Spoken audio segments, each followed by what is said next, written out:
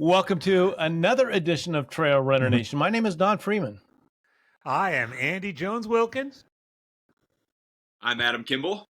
And I'm Scott Warr, and we have gathered here today to do a book review. It's been a while since we've read a really good book, and we've all dug into a book, and we're going to do a book review today. And that book is Outlive, The Science and Art of Longevity by Dr. Peter Attia.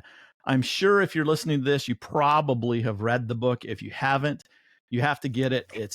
I've read it through 1.5 times and have learned something every single time.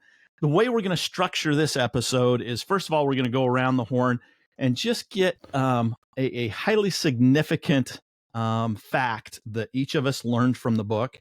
And then we're going to go through and we're going to review 4 of the 17 chapters. And each of us took a chapter, and we're going to, do a little synopsis and then have a discussion about each of the chapters. So let's start off. Adam. Oh, go ahead, Don. Well, I wanted to clarify. Scott, you didn't say a scientific fact that we brought in, but you said an aha moment. And an aha moment is a bit different than a scientific fact of some kind. So aha moment. It can be a scientific fact, but something that you just went, that's highly significant. Got it. Thank you. I wanted my comment to be relevant. Go ahead. Adam, let's start with you. Don, you can rethink yours. Adam, what was something that just caught you by surprise, or something that you learned from this book? There may have been a bunch of things like myself, but what's one thing that you came away from? Yeah, I think this is more of a straightforward thing. So I guess it's just the aha for me was not that it was something I didn't know. It was just something I hadn't really thought about before. And that is, in the book, Peter talks quite a bit about centenarians, people that live to be 100 years or older. And he talked about how when you're thinking about longevity and health span, you need to be sort of working backwards. So thinking about when you are 80 years old, what are the things that you want to be able to do? And then you have to have a plan in place now to start working towards that.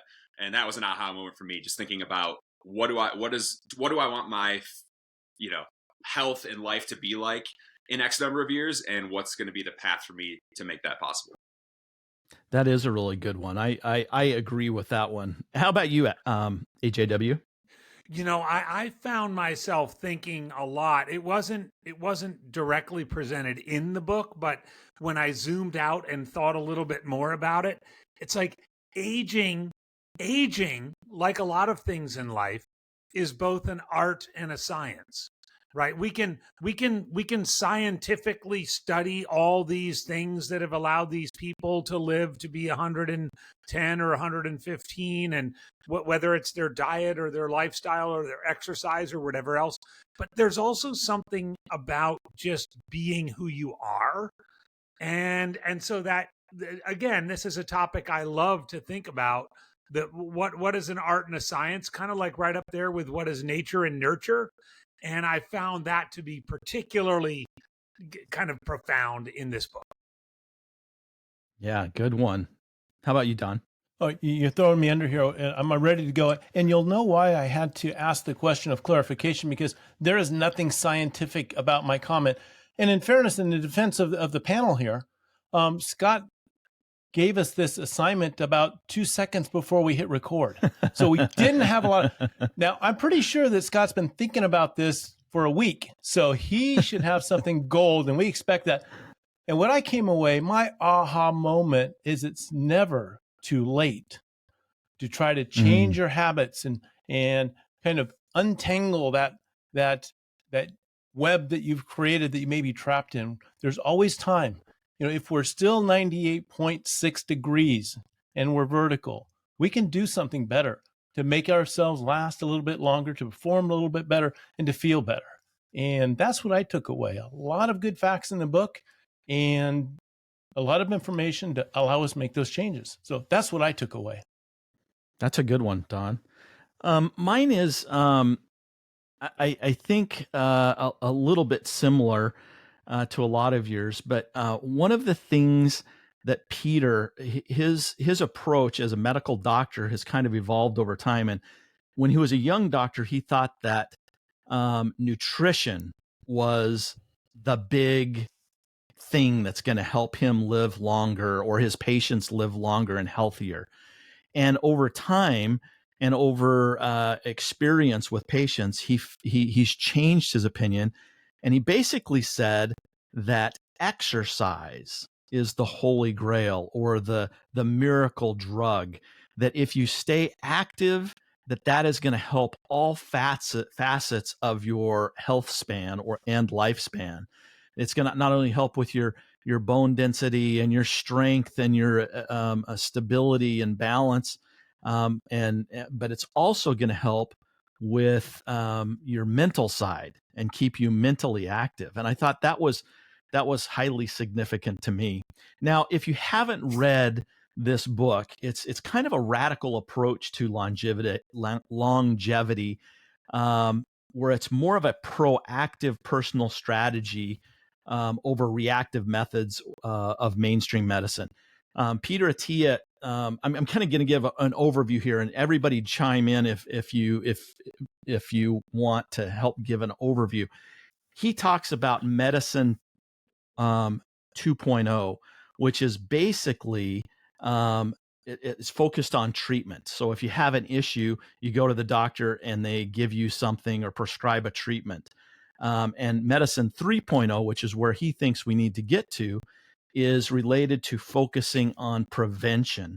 Now, the one thing that he states early in the book is that this is not a book of how-tos or a tactical book. It's not to say this is what you should eat, this is what you shouldn't eat, this is how you should exercise, or what you should do to exercise, or that sort of thing. It's more of a strategic book to understand what factors relate to a healthier lifestyle. So it's actually a very good book that makes you think about your own health and your own life. And that's what's fun about this book. Now, as we continue, we're going to go into 3 chapters. I was lucky and got an early chapter, which is chapter 3, which is called Objective Strategy and Tactics, a Roadmap for Reading This Book. Now, is everybody good so far? I've done a lot of talking. Sorry. But I think it's 4 chapters, Scott. What's that? I think 4 chapters we're going to review. I think it's 4 chapters. Yep. And the lay of the land, it's just not you giving a dissertation on this chapter, that you're going to bring out some of the things that you pulled out. And then, of course, TRN style, we're going to round robin and agree with it, or aha moment ourselves in real time. So it makes it fun as we review. Otherwise, it would be like a book review in class. And now it's Adam's turn to come in front of the class and tell us about his chapter, which is, went out of vogue back in 5th grade. So we're ready to roll. But hang on, Don. I've been waiting 2 decades to hear Scott's dissertation. Come on a run next time. Come on a run next. Yeah. Like you guys usually send me one of those video messages, and I get one of those. I'm like, oh boy, that was a bad run. It's usually at the top of the hill after a little lightheaded and a little out of wind. It was so bad. Hey, let's call AJW. See what he's up to. and before he goes off on this dissertation, I'll tell you, here's what Scott does. He talks and talks and talks, and then we're climbing a hill, and right when we get into the meat of the hill, he says, Don, tell me everything you know about some X topic.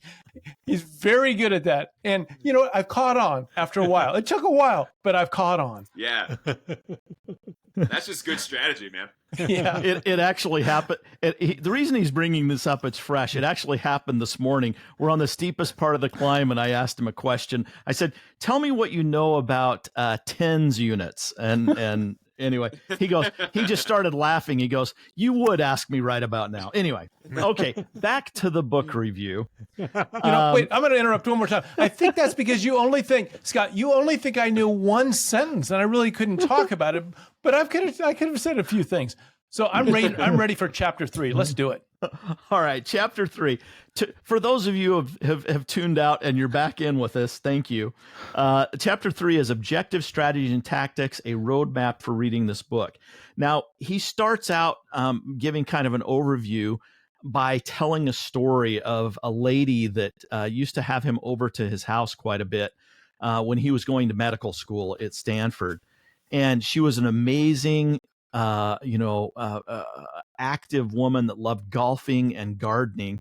And he went back to her funeral and found out that in her 70s, she had slipped in the garden and her health declined rapidly.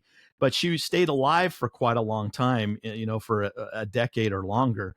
And as he was at the funeral, people were saying that it was, she lived a long life and talked about her recent years. And he said, but nobody talked about the fact that she wasn't living a healthy life. She was mostly incapacitated and she wasn't able to do the things that she loved. And he brought up 2 definitions. One is lifespan and the other one is health span. And I'm going to define those the way that he defined them very quickly. Lifespan is binary. You're alive or you're dead. You're one or the other. That's lifespan. Health span is your ability to continue to do things that you love, that you can stay active. And he proposes, and he shares some graphs in the book of most people in the last decade of their life usually can't do the things that they love. Their health and their physical abilities have declined to the point where the last 10 years is just kind of, sitting around watching TV or whatever. They're not able to do some of those things. And I started thinking about people that I know that are about that age, my parents, my in-laws. And, in some cases, that's true. What do you guys think about lifespan versus health span? Any comments on that? Yeah, I'll jump in. One of the things that stuck out to me, I forget if it was in this chapter or elsewhere, Scott, was I loved how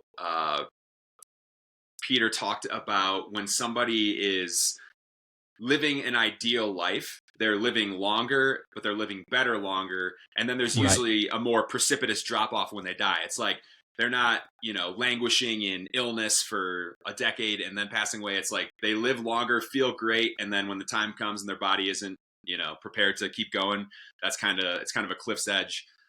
And I thought about how, like, when you really think about that, how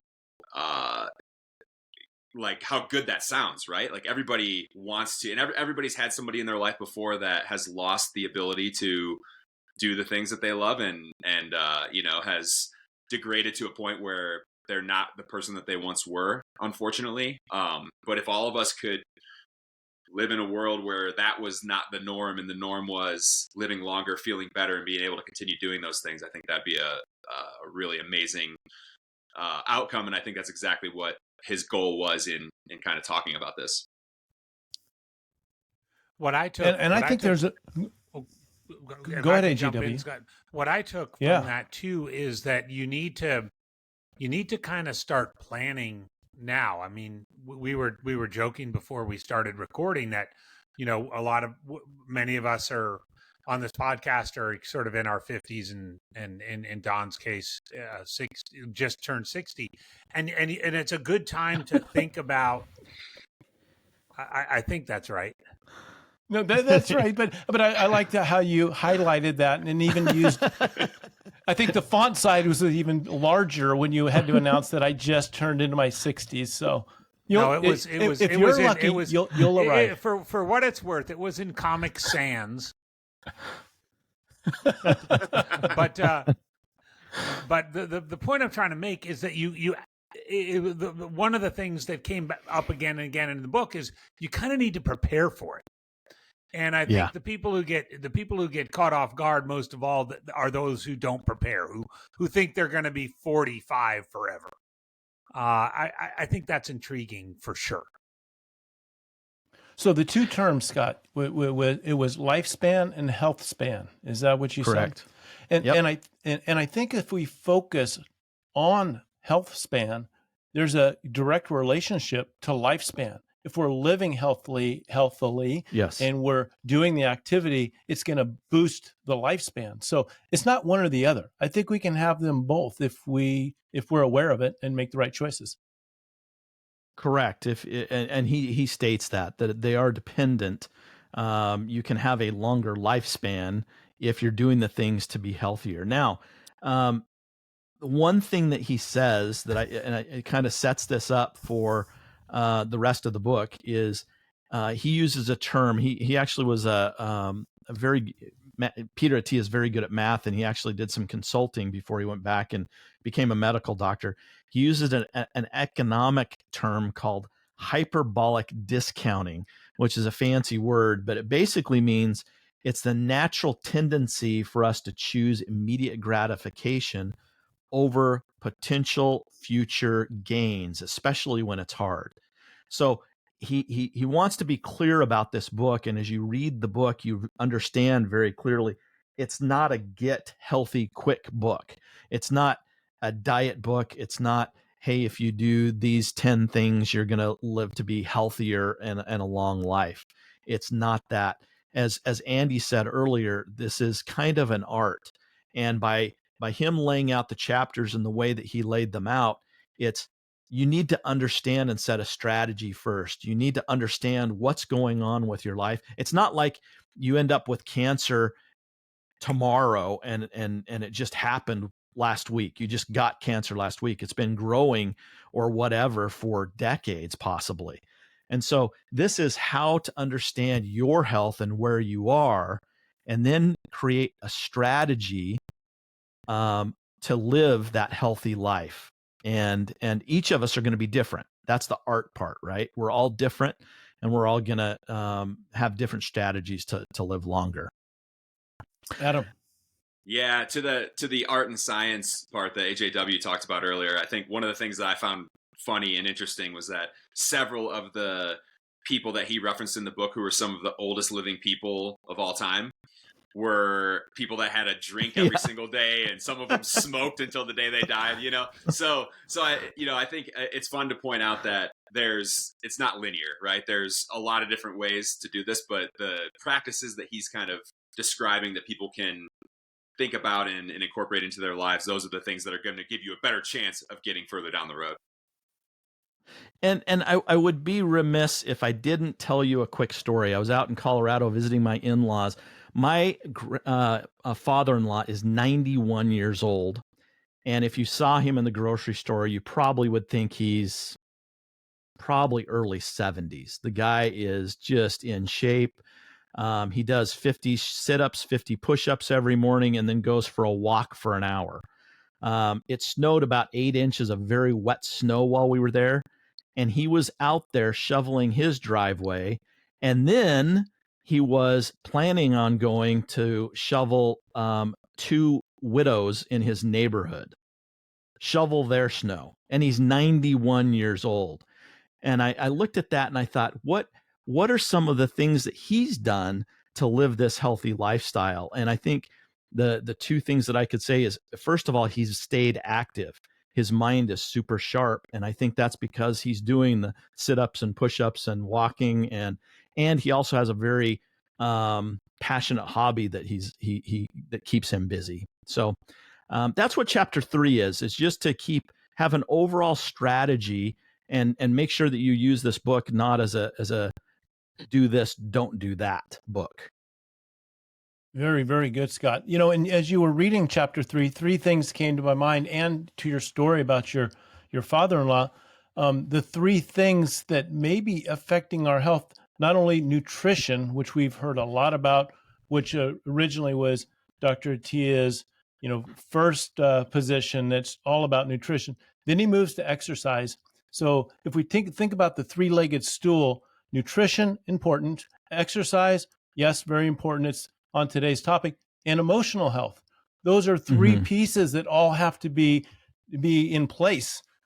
You could do 2 of them, but you're not as stable. Some emotional health and toxins that build up, and cortisol and the hormones that can happen because of just emotional things and psychological things can be just as detrimental. I think we need to think about all three of those, and so I think a nice thought that comes along with conversation. Good one. Andy, should we move on to chapter 5? What's the title of chapter 5? So thank you. And that was Scott, that was a great intro. And, chapter 5, I'm so glad you guys let me have chapter 5. Because it's the title is simple: Eat Less, Live Longer. The Science of Hunger and Health. And this is going to strike some people as perhaps oxymoronic, but this chapter, there's basically two parts to this chapter. The chapter opens with the author and 3 of his friends traveling to Easter Island, also known as Rapa Nui, and we're going to come back to that in a second. Easter Island is an island in the Pacific Ocean, about 1,500 miles away from any other human inhabitants. And this group, the author and his 3 friends, were traveling to Rapa Nui to learn about a substance, a piece of organic matter, and I want to make sure I get it right, called rapamycin. Right? So it's named after Rapa Nui, and mycin is sort of the word for special potion that makes things better in your world, right? And somehow I think you just made that up. Hey, Don, Don, can you ratify that with your medical knowledge? Is that what that stands for? There are some AI tools out there. Whatever the suffix, someone can look this up. Whatever the suffix mycin, MYCIN. So they named it after, and it was basically like the fountain of youth. It was this substance that they discovered at the bottom of some crater, right? The whole island of Easter Island was created because of a volcano erupted, and and this substance was known to like give people life for a long, long time. So these guys wanted to go out there and study it and learn about it and learn about what the people in Easter Island did. And I mean, there's lots of tourists that go out there for all kinds of other reasons other than looking for rapamycin. But like the rapamycin is sort of a big deal. But as the chapter goes on, again, in the art and the science theme that I started with, they started to realize some facts about eating, about consuming calories. And I want to read just one line, because there's lots of studies with mice and rats and other people about, how little sustenance can somebody consume while still being able to function. And after lots of these tests and this notion of like, is there a silver bullet for longevity? This is a line. This line stopped me in my tracks. It seems that across the board, hungry animals become more resilient and better able to survive, at least inside a well-controlled, germ-free laboratory. Okay, so we'll take the second part, but think about that. Hungry animals become more resilient and better able to survive. This notion of being hungry. So they go to Easter Island, they study this specimen, they realize that people in this island for decades and centuries have basically been hungry. They've been hunter-gatherers. And somehow over this time, this notion, this like human desire, I'm hungry, I need food, like that impulse makes people more resilient, and at least in the opinion of this author, more able to live long. So while the title is pretty flippant, like eat less, live longer, the message behind it is not starve yourself, right? It's not, do that. But this notion, the skills that you develop, the temperament that you develop, the way in which you engage with the world when you're hungry, those things make you more apt to live longer. That just blew my mind. I was like, because of course we associate hunger with all kinds of kind of bad things, and these guys flip that on their head, and it's like, if you're hungry and you're fighting for food, or you're just having to deal with only having 1,000 calories when you really should have 2,000, I was like, wow, that's fantastic. Andy, I can't remember when I read it, did it talk about, is it more of a psychological thing, or is it actually a health thing? So if you eat too much, your body metabolizes that and stores it. And Right. So now you have this nice cushion of bubble wrap around all your organs that probably isn't good for you from a physical standpoint. But you're saying from a psychological standpoint, that actually may give your brain a subconscious drive to live longer. Right. He cited an example of some, rich Italian guy or something, or who, went to banquets all the time and, probably ate 5,000 calorie meals and 4 bottles of wine and everything else. And he finally realized his life was going to crap, and he had to get his act together. And he started figuring out a way to do that. And along the way, he realized, wow, I feel better. And I've developed these mental strategies, honestly, mental strategies to live with less.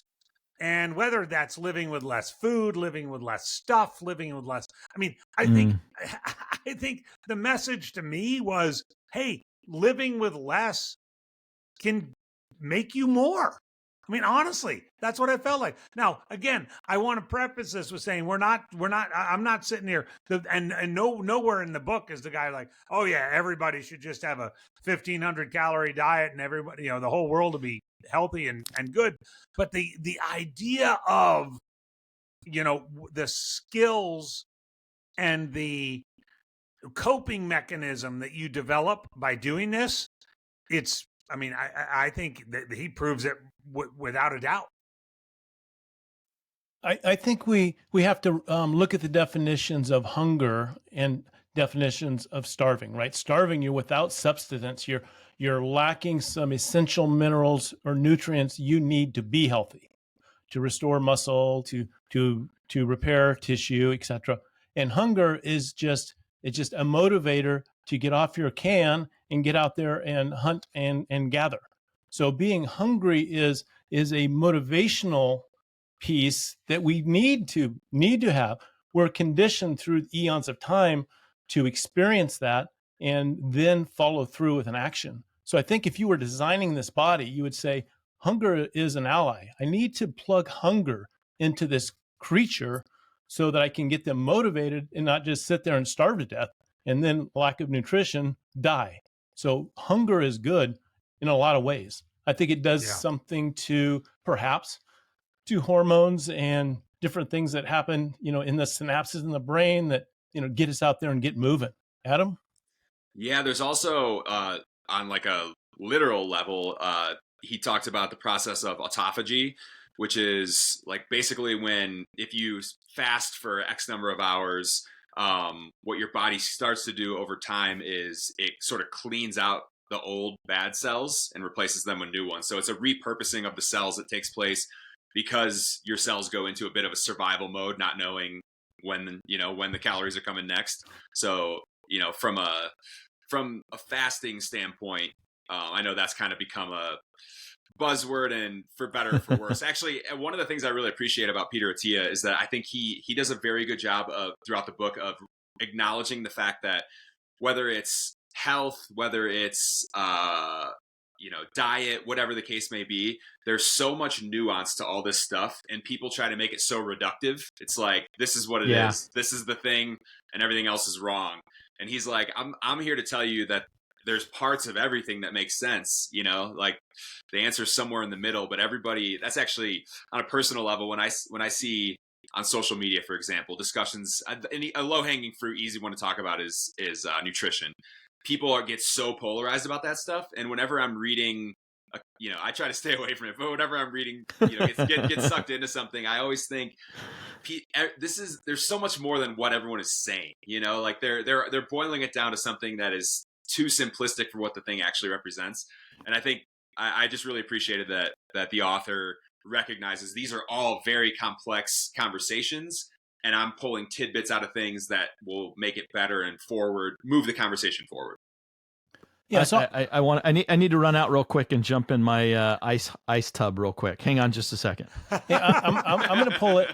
I'm going to throw in another tidbit. I need to go flip over my keto food that's in the backyard. So.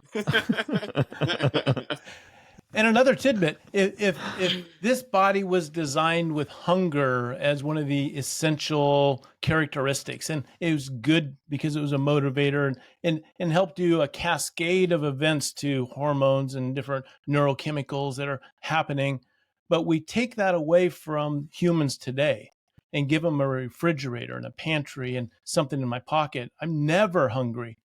It's not good to take away something by design that was there for the good that someone never experienced. There's got to be a consequence when there's a never, when for eons it was a should, but now it's a never. So it's just another tidbit. I just had the commercial, the Snickers bar commercial pop in my head, the hangry commercials that they did. But I like this, Andy, because I think what you're telling us, it's okay to be hungry.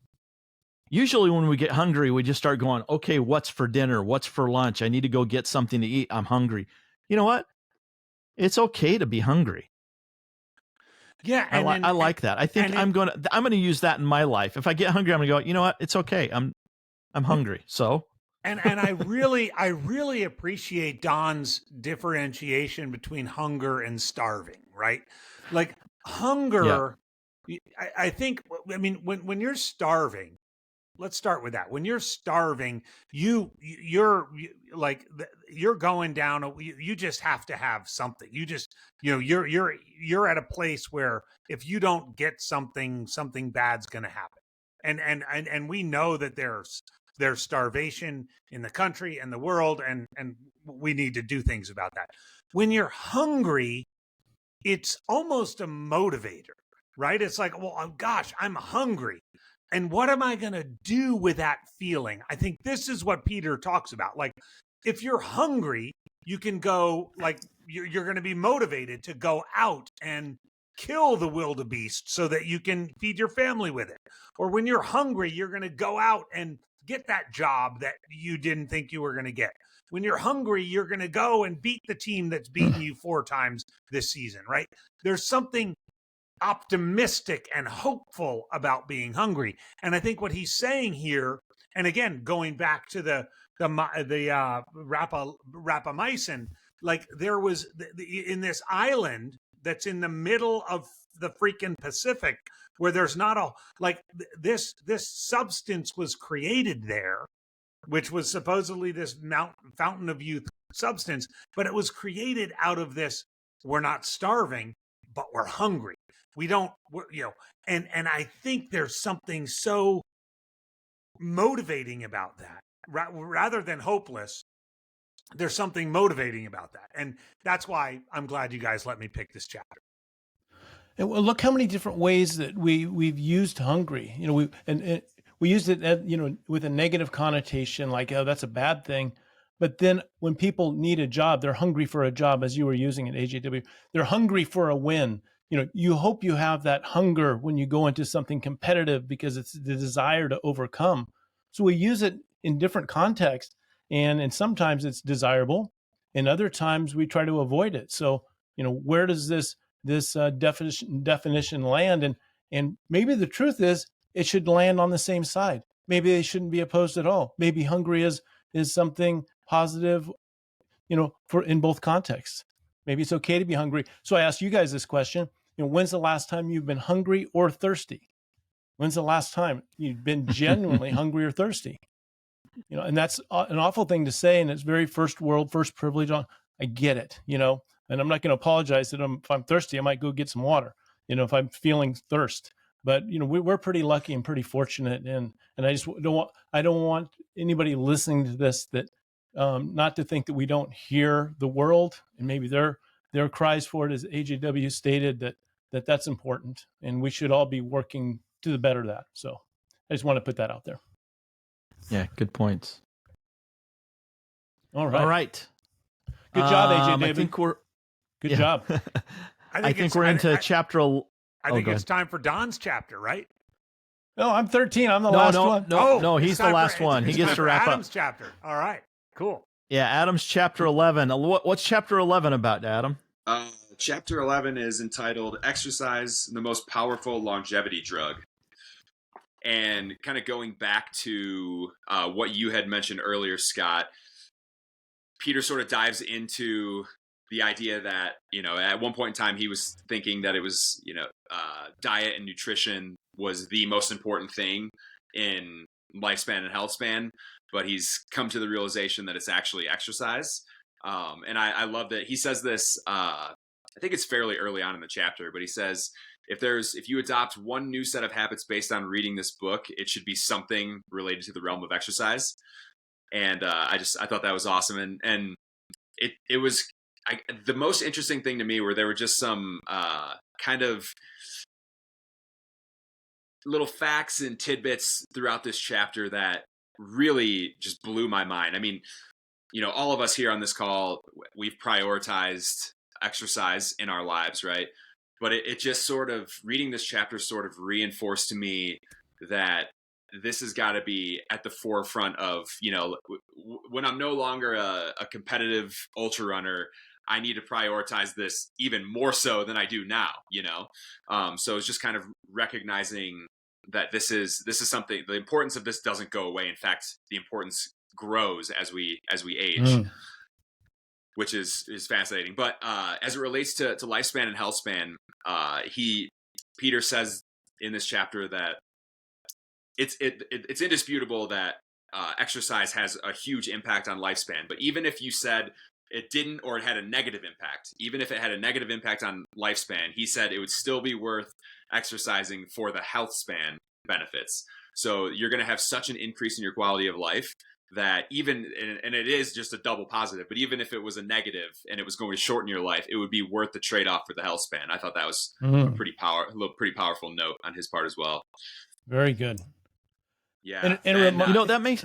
That makes me think, and I'll pose this question to everybody. If you knew that you could live to be, I'll just pick a number, 90 years old, but from 80 to 90, that your activity would be restricted because of either a physical ailment or a mental ailment or a psychological ailment, would you choose to live that last decade so you could be around to, see your great grandkids or grandkids or whatever, but you wouldn't be able to play with them, but you could be around to talk to them? What would you choose? A shorter, healthier life, or a longer life with maybe a decade at the end there where you're not able to do the things that you like? Well, Scott, I think I'm the only one qualified to answer this, as called out from AJW earlier. I'm the closest one to 90. And I'm going to say, as you get older, you're not excited to trade those years away. So I may be the only one qualified to answer. And I'm going to say that I think I want all the years that I can, and I want to do what I can to help move them forward. That's a tough philosophical quandary you've put us in. Yeah. Which makes it a good question.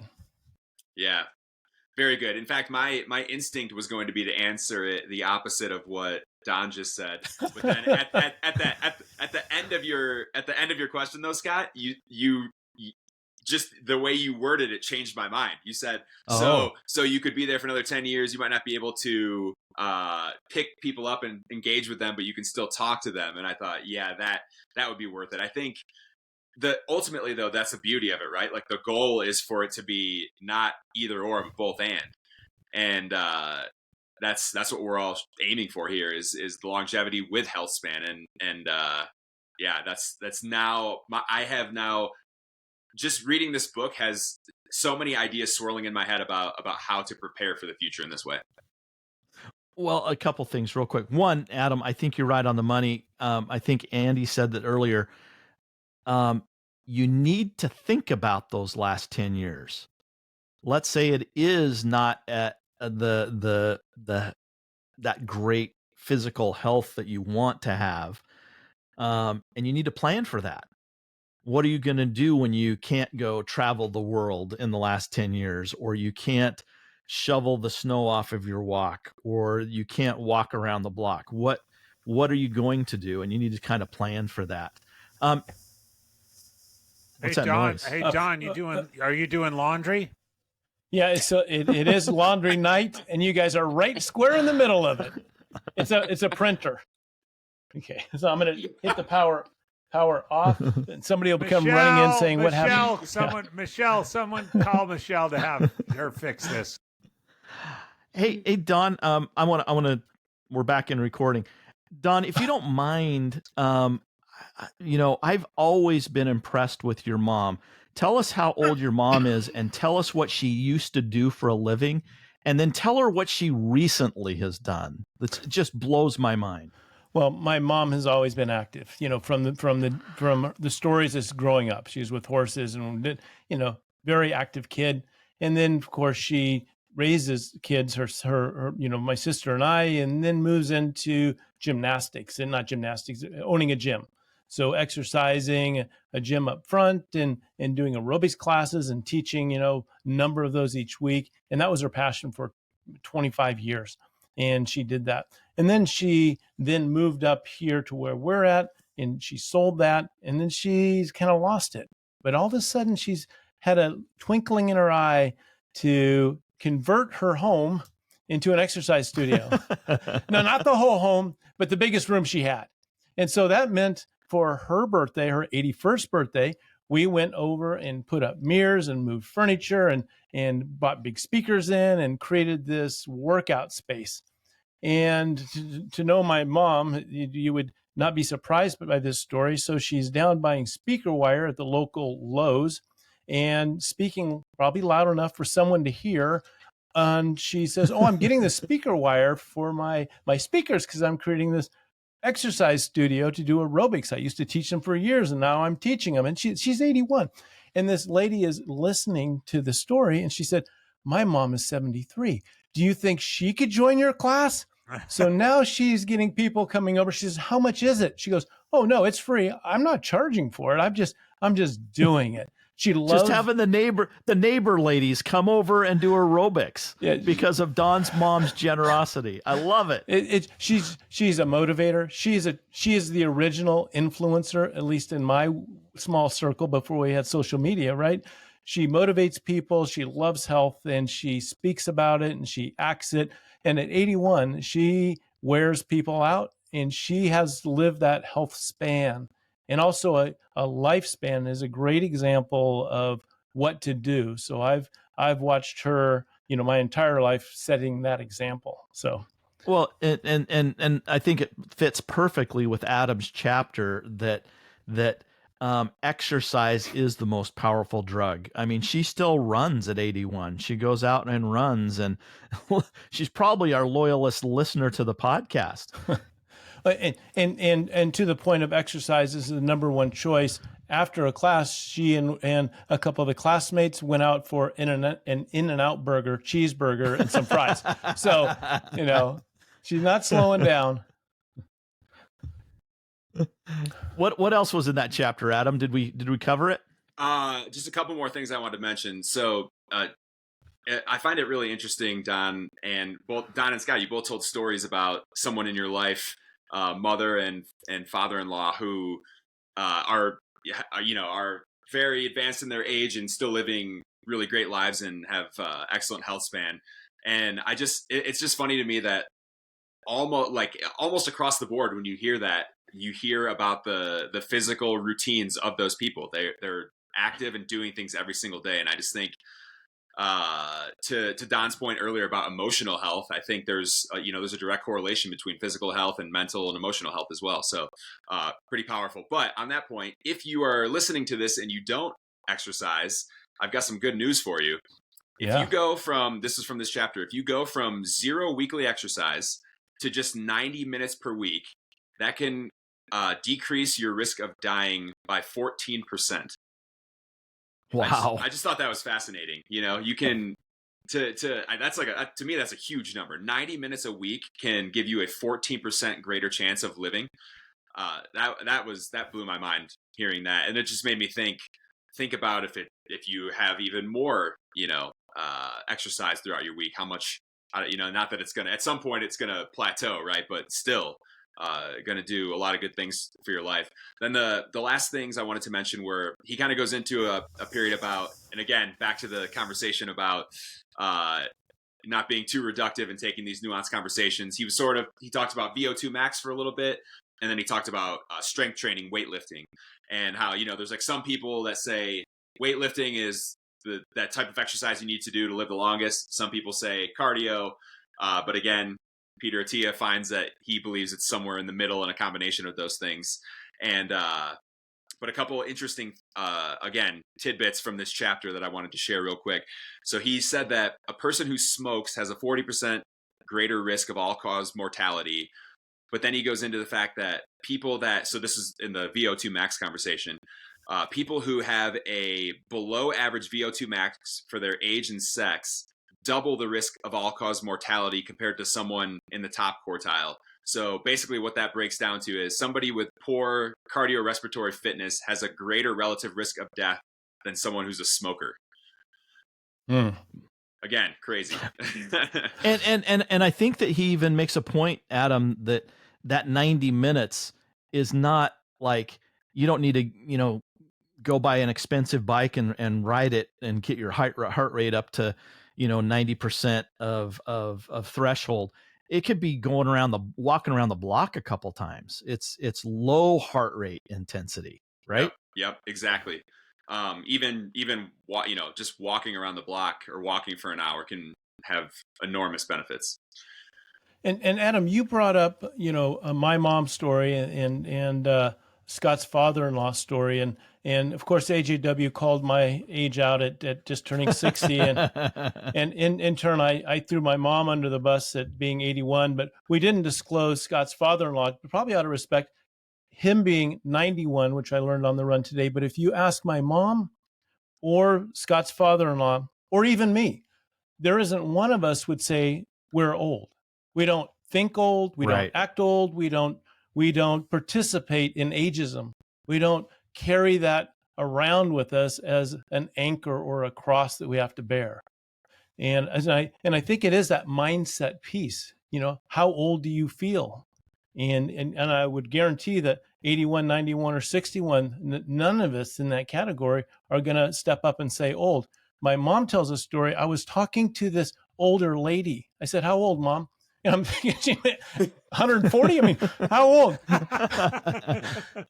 and no, she was like 70. I was thinking, wait a minute, you're 80. Because she doesn't see herself as old. And I hope to see myself and my eyes see that moving forward, because that's something to shoot for. Yeah, I think there's a lot to be said about that mentality, for sure. Yeah. All right, guys. And then the last two things I want to mention real quick. This is especially for our runners listening that either don't believe in strength training or don't do very much strength training. There was a 10-year study showed with 4,500 subjects ages 50 and older, found that those with low muscle mass were 40 to 50% at 40 to 50% greater risk of mortality than the controls in the study. So again, his kind of conclusion through all this is lift weights. You're going to lose muscle mass over time, and as you keep getting older, you're going to lose it faster. So lift weights, work out, keep your body strong, and then the cardio to go with it. And then on that last note, I love that he mentions this idea. He talks about the centenarian decathlon, and basically all this idea is he says you need to think about as you're aging and for the rest of your life, and it ends up being a lot more than 10, but for the sake of the name of this thing that he came up with, think of 10 things that you want to be able to do for the rest of your life. He gives a couple examples. It could be hiking 1.5 miles on a hilly trail, picking a young child up from the floor, carrying groceries around the block, those sort of things. And he said, just come up with a list. And then again, like I talked about earlier, work backwards and say, okay, if I want to be doing this in 20, 30, 40 years, what do I have to be doing now to prepare myself for that? Very good.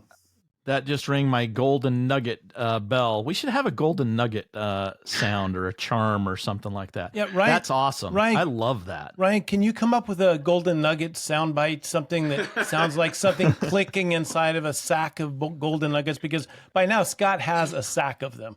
Now, I'm a rich man. My golden nugget sack might sound a bit empty. In fact, you may hear it hit the ground because it has a hole in it, and I've been adding to it, but I never have anything in it. So that's what I think. Good synopsis there, Adam. Great thanks, synopsis. Scott.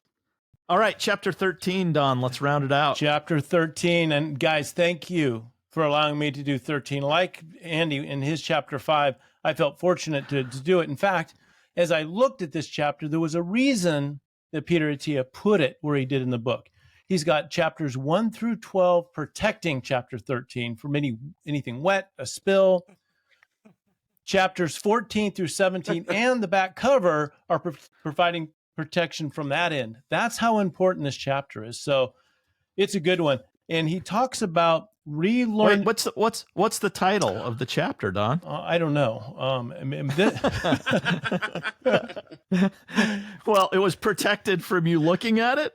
I don't know. I have the title right here. The title of your chapter is "The Gospel of Stability: Relearning How to Move to Prevent Injury." Yeah, so I renamed it for him, and I called it "Relearning How to Move to Prevent Injury."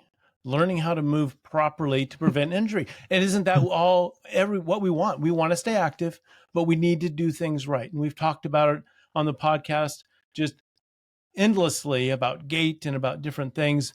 But I really like what he's done with this. And I'm going to share some things that I pulled out of that and open up for discussion anytime anybody interrupts here.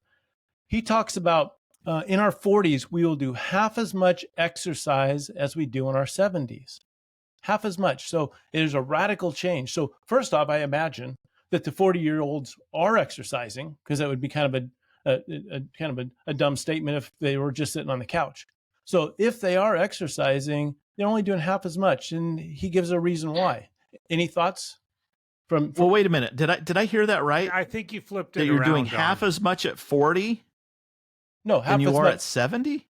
No. In your 40s, you will do half as much. Oh, is that what I wrote? Let me change that around. When you're 70, and I mean, that's how mind-blowing it is. Oh, okay, right? Okay. It was so yeah, it didn't make mind-blowing. sense before. It didn't make sense that you're doing half as much exercise at 40 than you are at 70. Yeah, you're doing double the exercise at 70. Well, here's why So it worked. Because that's wrong. The people that exercise live till 70. Everybody else, before hitting it, they dropped off. So there's a way it works. And this isn't a good start for me, because this page has a lot of facts. And if I got the first one wrong, the rest is, it's maybe difficult to get through. Okay. Why did people stop exercising? So he answered that. He talked about that. And he said it's because of injury. This happened. Many of them stopped because there's been an injury that halted their routines. And I'm going to add to that and say it might be just dysfunctional pain. It hurts when I do that, so I just don't do it anymore. My knee hurts, my back bothers my back, so that's why I've quit. And that really can't be, the item that stops you. You need to figure out maybe why. And he answers that through here too.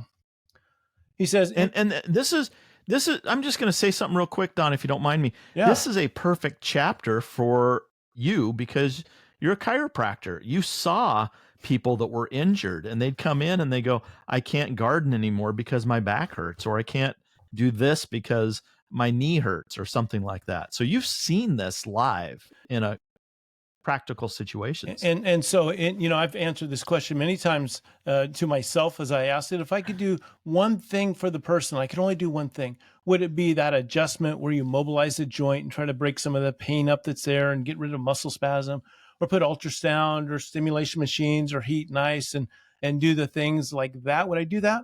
Or would I have hands off, not do any of it, but explain to them how it happened and exercises or stretches they could do to avoid it? I would always pick education and knowing that most of those injuries are going to get better over time. But if I could teach them how to avoid it in the future and provide stability, then they're going to be much better for it. So one was a short-term solution, but the second one that I chose that I thought would be best would be long-term. So that's a definition of medicine 2.0 versus medicine 3.0. Medicine 2.0 is to fix it. Medicine 3.0 is to help prevent it from happening in the first place. And so to the point of the entire book, I think there's and to what Adam said earlier, there's a nice mix in between. We need a little bit of both. We need to make them feel better and then also teach them. So why can't we have both? So maybe, I don't know if that's medicine 2.5, if it's a combination, or medicine 5.0. I'm not sure which one. So, right. Okay. So he says injuries happen for two reasons, and I'm going to focus on stability because that's what he focused on. But he did mention this. This is the second reason for injuries. He said, we need to get out of the mindset we must crush every workout, leave nothing on the table. We've got to run hard, hit the hills hard, lift our heaviest. These are the things that break us. These are the things that aren't necessarily making us better or stronger or make us live longer. These are we're working ego more than our bodies. So he said, we've got to get out of that mindset. And then he talks about the most important thing to do is work on stability. And he goes into a story about a car. And you guys that have read it know the story. Hopefully you don't remember the answer. So he goes to a racetrack and he has a coach out there so he must drive a car around a track fast. And he's in Southern California. And he shows up in his BMW, the ultimate driving machine, 430, an M3. That's what he shows up in. And anybody knows the ultimate driving machine, they didn't leave a lot out of the equation. They have suspension, they have 460 horsepower in this car. It was built to drive. And so that's what he shows up in. And he runs a few laps around the track because he wants to experience his car. And then he parks that and he gets into the track car. The track car is also a BMW and it's a 325. And instead of 460 horsepower, it has 165. A third less horsepower. My question around the table is which car turned the better time around the track? The 460 horsepower or the 160? I read the chapter, so I know. Okay. You may not remember. But what would you think? You would... normal sense would say, well, the one with the higher horsepower should be faster. And I wasn't trying to get you into that trap, but I mean, it does make you think, right? It's like we got a car that handles with a ton of horsepower, and one with a third, the horsepower that is a stripped down. It's a little bit lighter. It has great suspension, sticky tires.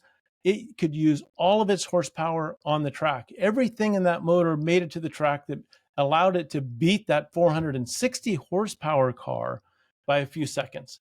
That's pretty amazing.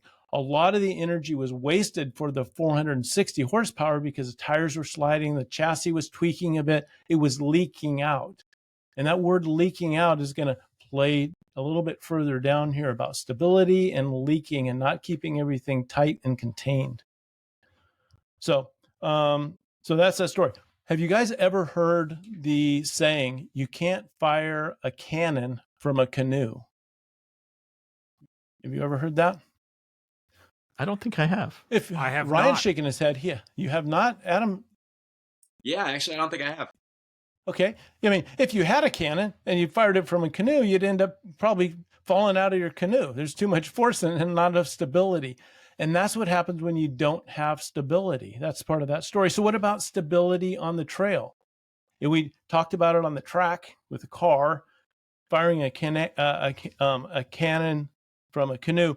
To avoid injury, we must have efficient muscular control to stabilize proper body mechanics. So we need muscles surrounding, supporting musculature to help keep joints stable, to avoid injury. Because most injuries don't happen instantly, they happen over time. The pain may happen instantly. You may experience it instantly, but likely, unless something catastrophic happened where you were hit by a car or something, a lot of these things are ongoing that just fatigue over time, and you end up wearing it out to a point that the body puts a stop to it. So when we have forces, they travel through every direction in the body, through every plane. You've got it going in you, through you, across you, and you need a dynamic system to stabilize that joint and those structures, those tissues, the cartilage, the ligaments, the meniscus, all the parts need to have stability. And you can get that back if you practice and do some exercises to help with that. So, well, why do we end up losing some of this stability? And it comes from a few things. Yeah, it can come from age as we age, but other things come with that, with the age. There's disuse. When you don't practice something, you end up losing a lot of efficiency. You're not able to do it as well as you did a decade or two ago because you haven't been using it. And then prior injuries. If you end up injuring a specific area, you get scar tissue that comes in to mend the tears, and it covers and repairs a patch, if you will, to whatever structure. But scar tissue is dumb tissue.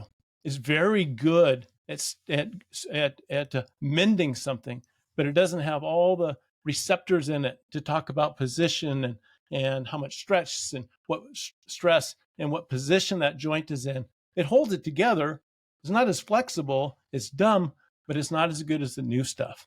So you need to do exercise. If you've injured anything, part of that rehab isn't just getting rid of pain.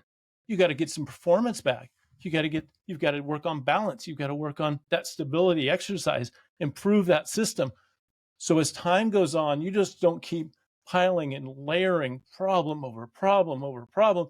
Pretty soon it looks very dysfunctional.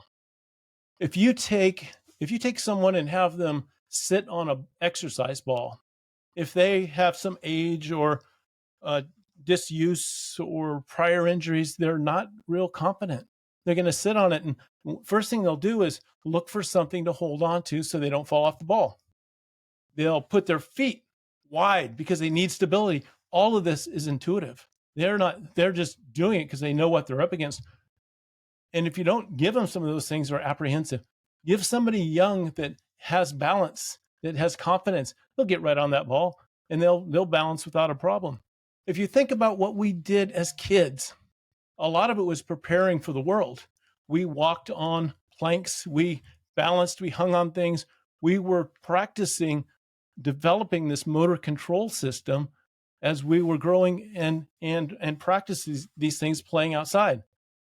And then there came a point where we're adults and we get up in the morning, we brush our teeth, drive, sit in a desk and repeat, and then go to sleep again. We didn't practice any balance, so we weren't using it, and we start losing it. And then the stairwells, have you ever seen a kid go down a stairwell? They never hang on to a handrail, but every older, not confident adult will look for a handrail and use it. So we lose that confidence. So it's so important to rehab injuries, practice balance, create stability to stay active longer and prevent injury. So kind of the word out he gave was, start using your stability and retraining that system. Scott? I can't remember. Does he give examples? So as we age, yeah, which is inevitable, and as Adam said, once we hit that magic fifth decade, that's when our muscle mass, our bone density, our stability and balance start to decline. What are some tips and tricks to improve balance and stability? It's an easy one. Start using it. What you don't use, you lose, and what you start using, you can regain. My comment, my non-scientific fact in the beginning was, it's not too late. You need to start practicing, and I worked a lot with people on balance, and I would say, okay, what we're going to do is just balance on one leg, and then they would do it, and they would have a certain amount of stability, and I said, okay, now your other leg, and they knew intuitively which leg they were best at. If you ask them before they did it, they go, I don't know, probably the same. I never thought about it. But they already knew in the moment. They stood always on their best leg. And the other one, they had a hard time. And maybe they had an injury to that leg. Maybe there was that scar tissue down in that ankle. AGW? Yeah, the worst part about that, though, Don, is that then you would probably say, oh, you did a pretty good job of that. Now close your eyes. That is the next step. Oh. That's the next step, because then you only have all y'all listeners out there right now. Stand up, stand on one leg, and then close your eyes. No, I'm coming back from 2 hip surgery. I mean, I get exactly what you, and Don, by the way, that was a brilliant, we should all pay Don like $150 for what he just, that was just incredible. Office visit. Like it was an office visit right there. But yeah, I mean, it's so true. But yeah, that balance part, I'll never forget the first time. I was like, oh, I can balance on one foot, no problem. And then she said, just kindly, now close your eyes. I immediately was like grabbing for stuff. And Adam, I want to hear what you have to say, but I'm going to say this right in front of it. Because when your eyes were closed, you were relying only on the proprioception, the sensory organs on the bottom of the foot and the ankle and the knee and the hip that you just had replaced, and then the lower back and all the musculature and tendons that are along with it. You were relying on that information, and you were actually with eyes open, using your eyes and the wall and the desk and everything you could see to help stabilize. You take the vision out, now it's only body telling you what to do. And people get better if they're aware of it and they practice it. Yeah. Adam. Yeah, I was going to start by telling AJW that I have my email open and I just received an invoice from Don. So I think he's going to he's going to be getting the money. Don't worry. Good. I'm sure. I probably got it too. All right, good. But also funny that you use that example, AJW, because in the section of my chapter where Peter Attia was talking about that centenarian decathlon, a couple of the other things that he mentioned was standing on one foot for 30 seconds or standing on one foot for 15 seconds with your eyes closed. So he specifically called that out in the book. Yeah. I'm gonna. Go ahead, Scott. I'm gonna link something in the show notes, and I'll show you where that is, Don, at a later date. But he when I was taking notes on this, he talks about a couple exercises that you can do to help improve your stability. One is something called DNS, which is dynamic neuromuscular stabilization, and I didn't know what that was, so I just got on YouTube, and there it showed a video that I'll link. It's just really easy exercise that you can do in maybe 2 minutes. And the other one is toe yoga. He has a video that he worked with a lady, I think a physical therapist. I can't remember her name off the top of my head, but she goes through like a 2-minute session on how to do toe yoga, which is a balancing and stability exercise. So I'll make sure I link both of those videos in the show notes. Just for the record, that just sounds miserable. Toe yoga. How do you do downward dog with your toes? I don't know. I have no idea. Hey, I'll give one more example, because I taught a lifting class, and they show and you can picture this in your own mind, a toddler or a little bit older that goes down to lift a box. And if you picture in your mind's eye, they have a straight back, they bend at the hips and at the knees, and the box is close to them, and it's perfect form. Never taught. They just go over there intuitively and pick it up. And you can see that in your mind's eye. And then you see another picture of a 40-something adult picking up the box, and what do you see? They look like they bend at the waist, and that's the only thing. They never bend at the hip or the knees. Somehow we knew all this stuff. We did it instinctively in the beginning, and then we forget it as we age and grow and go. How much have we forgotten about proper body mechanics and the things that we've done and looked for shortcuts or looked for workarounds because I have a stiff shoulder and this knee doesn't work, so I do it this way, which really isn't proper body mechanics. And it's about getting some of those mechanics fixed or awareness, or have someone film you and you can watch the way you look and then figure out how to improve that, or get some guidance from a physical therapist or something. But so important to realize that we used to do things well as toddlers. Remember, we've talked about it with Dr. Cucuzella.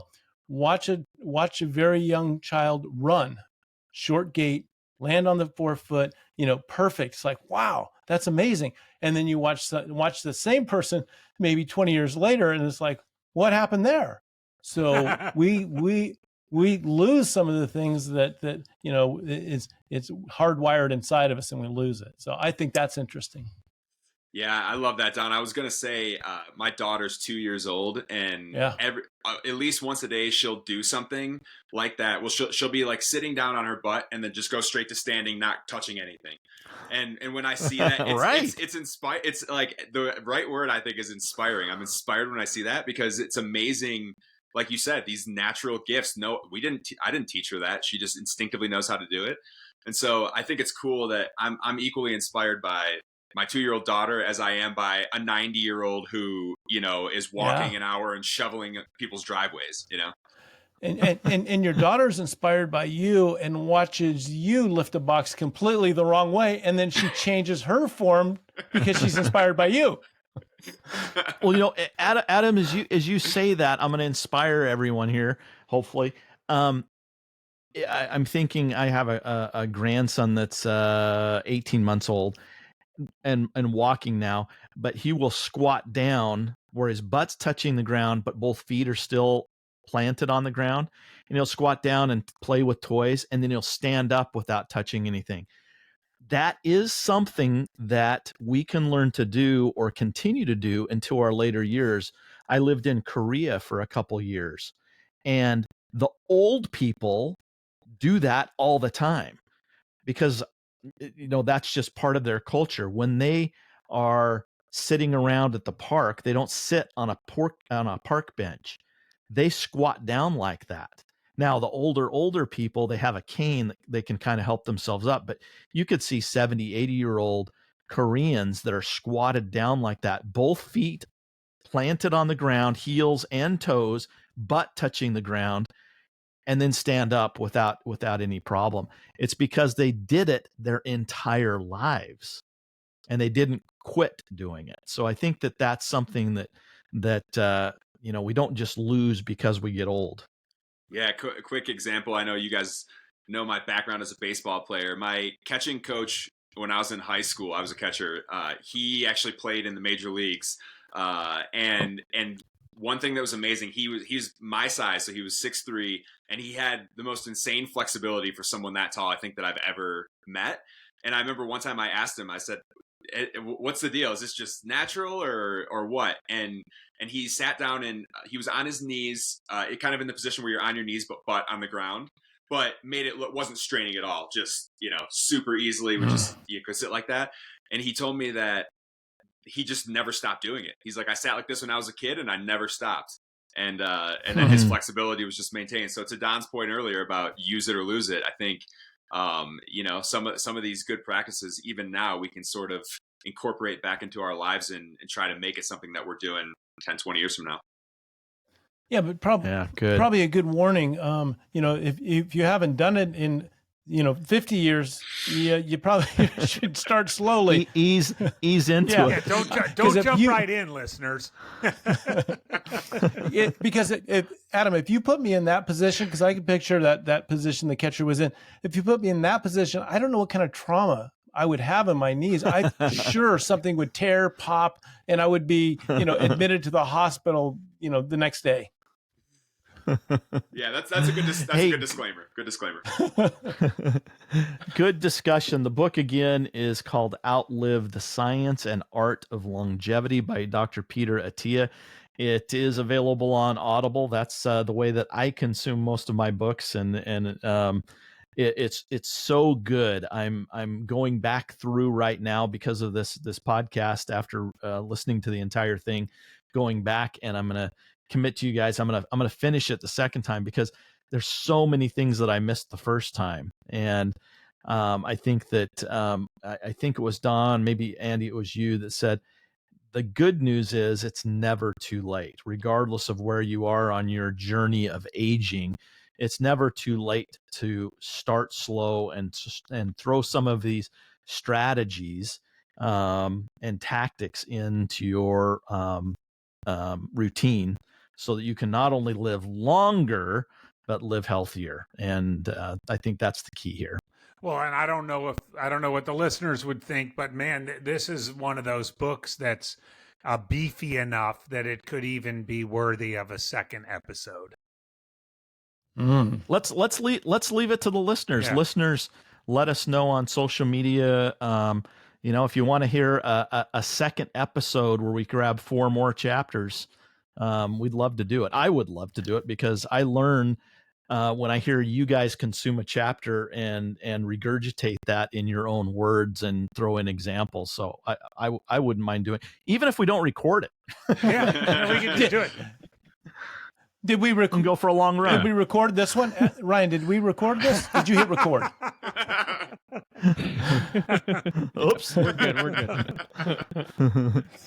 Hey, before we end, Adam, tell us a little bit about what's going on in your life and tell us about your coaching. See if you have any openings. What do listeners need to know about Adam Kimble? Yeah, things are going well. Living in Lake Tahoe, Northern California. Coaching has sort of kicked off for the year. This is an exciting time. I always love. There's usually, at least for me as a coach, there's usually sort of a lull towards the end of the year, and then everybody's chomping at the bit to get after their New Year goals. So we're in the full swing of things. But if anybody's interested in reaching out, you can find me on my website at adamkimble.com. On a personal note, I had qualified for this race by winning another race last year. So I knew this was happening. It was just a formality. But over the last weekend, it's official now that I will be running the 2024 Badwater 135 in July of this year. So really looking forward to that. What's the old saying? Our condolences? Is that what you say? Yeah, it's for those that don't know, the Badwater is a 135-mile road race through Death Valley, one of the hottest places on earth, in July, the hottest month of the year. So it's gonna be a good time. Hey, we'd love to hear how it's progressing, your training, and then maybe we can do a post-race wrap-up and lessons learned from running through a desert at the hottest time of the year. I would love that. Especially somebody that lives in the mountains with snow. I think that I'm already in the sauna, hot yoga, doing it all as often as I can, even though it's still 6 months away. Excellent. How about you, AJW?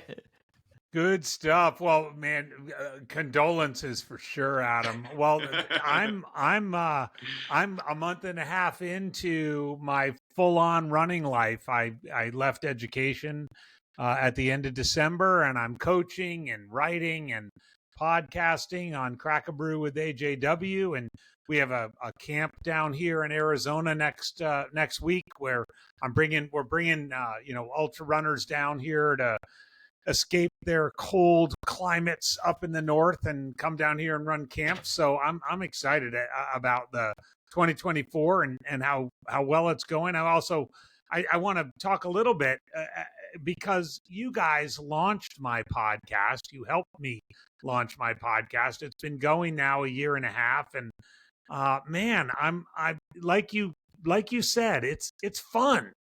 And just in the last couple of weeks, I've had John Trent on and Ben Hyen.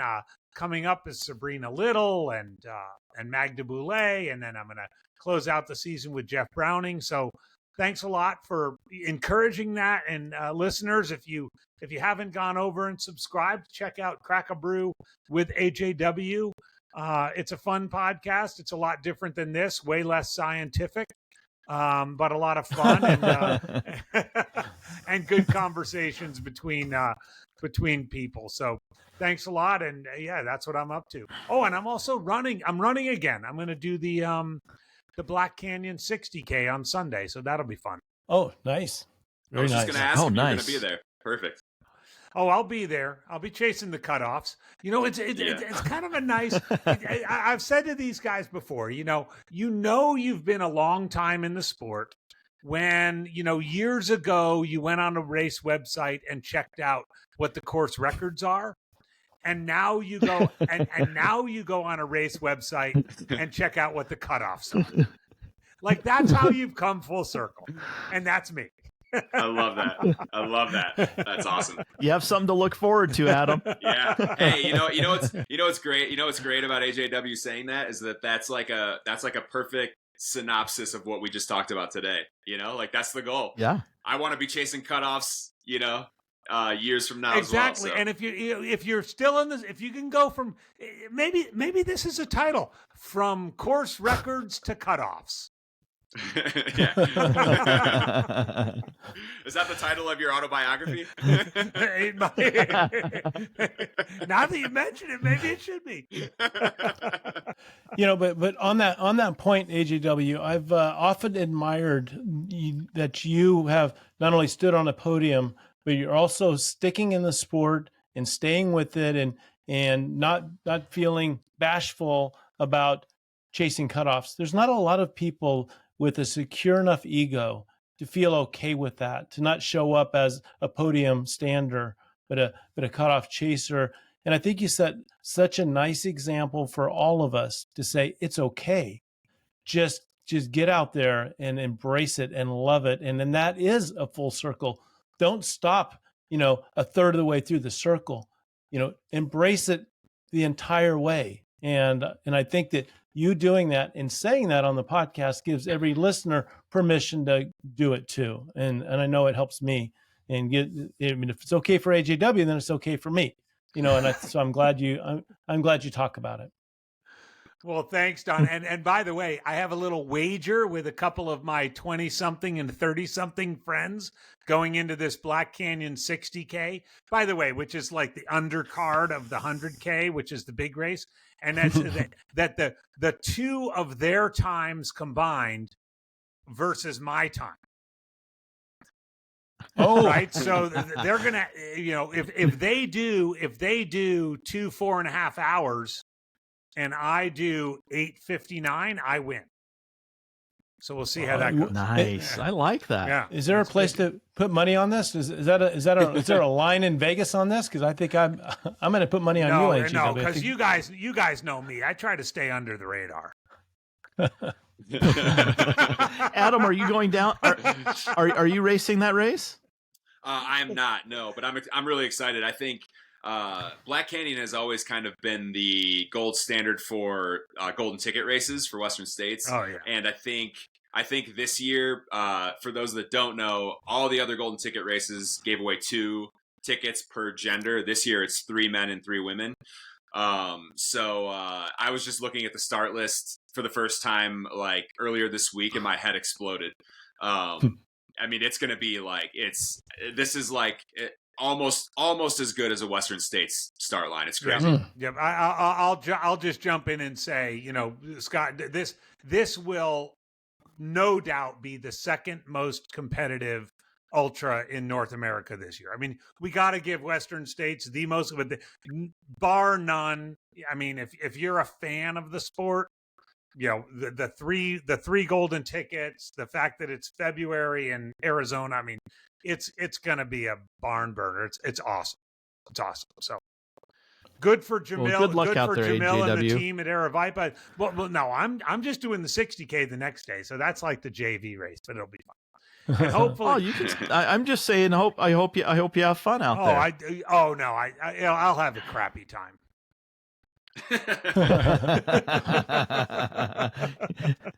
You do it because of the misery. Yeah. Hey, we hope that this episode was beneficial, that you learned something, so that you can always lace up your shoes, even if it's bending down. You don't have to lift up one leg in the air and balance on one, but put your shoes on and go out and run. Moss.